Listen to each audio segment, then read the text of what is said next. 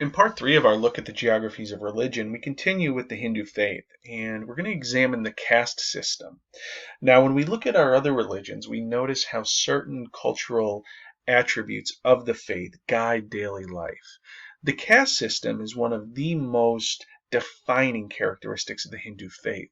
Now, while the caste system is deemed illegal today in most aspects, we still see a form of de facto separation that exists within Hindu societies, particularly in South Asia. So the caste system dates back over 3,000 years, and a writing that was known as the Manusmriti set forth the idea for the caste system. The caste system includes varnas, which are different groups or classes of people. Now, this system and its origin date back over 3,000 years. It wasn't until around the 1700s or so that the Mughal Empire began to really define the differences within the castes or within the varnas.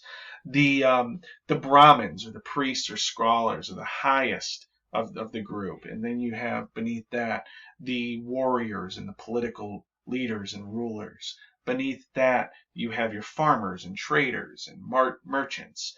And then you have your Shudras, which are laborers, servants, low-level artisans.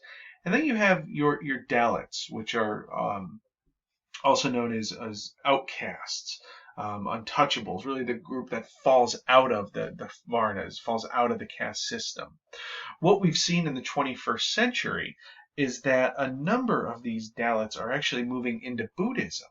The faith that we're going to look at next is they recognize the harsh limitations for these groups at the bottom or outside of the caste system. So again, while the caste system today is not used to legally enforce separation, centuries of behavior, centuries of culture have defined these groups in a certain way that it's very difficult for the Shudras to move up the socioeconomic ladder, that it's increasingly difficult for our Dalits, our outcasts, to move up the ladder.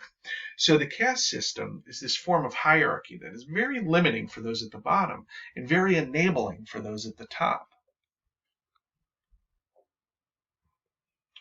And the final faith that we'll look at in our discussion on the geographies of religion is Buddhism. Buddhism has almost 500 million followers, and Buddhism is a direct descendant of Hinduism. In the 6th century BCE, which is before current era, so about 2,600 years ago, a prince by the name of Siddhartha Gautama lived. And this prince, who ultimately became known as Buddha, which means the enlightened one, came from a background of wealth. But what he saw happening around him was suffering. And he wanted to find a better way. He wanted to find a way to help others. So he gave up his life of comfort to create a better way forward. He became the enlightened one through meditation, and he wanted to equate desire with misery.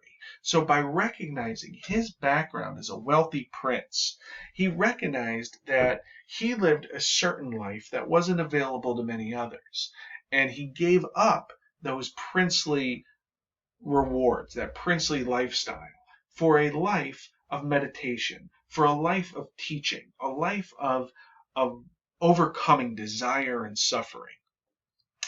He wanted to reach, and he wanted others to reach, nirvana.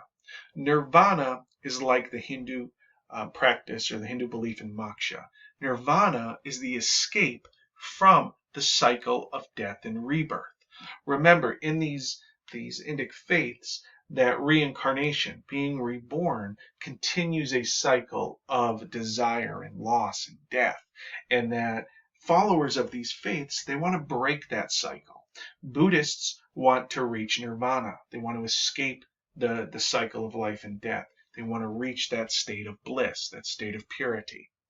Buddha's teachings are found in the Tripitaka. So Buddha in his role of transforming from a Hindu prince who gave up his life of comfort at age 29, began to put together teachings. And these teachings then are found in the Tripitaka, a way to grow the faith, a way to teach the basic principles of striving to overcome desire and misery, striving to reach nirvana.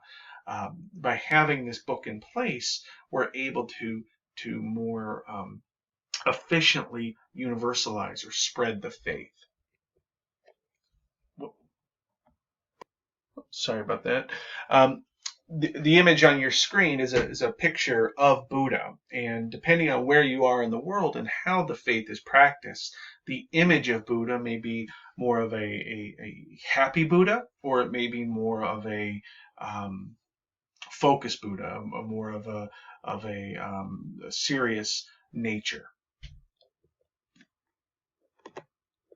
When we look at where Buddhism is practiced today, we notice, like our other major religions, how the faith can evolve in different parts of the world. So as this religion diffuses, like Islam, like Christianity, we see that as it enters into different parts of the world, it synthesizes with local cultures, that the evolution of the religion will vary.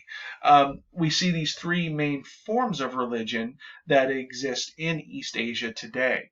We see the form of Buddhism that is practiced in Southeast Asia, the Theravada, and the Theravada is the way of the elders. This is a more of a disciplined, stoic approach to Buddhism, monastic, meaning that it's very disciplined, it's very rigid. The approach can be very confining. As we move into other parts of Asia, we see that the form of Buddhism that's found in Mongolia, in Tibet, is a little bit more of a syncretic faith that as the faith moved into this part of the world, it was suppressed by communism, which oftentimes prohibits the practice of faith.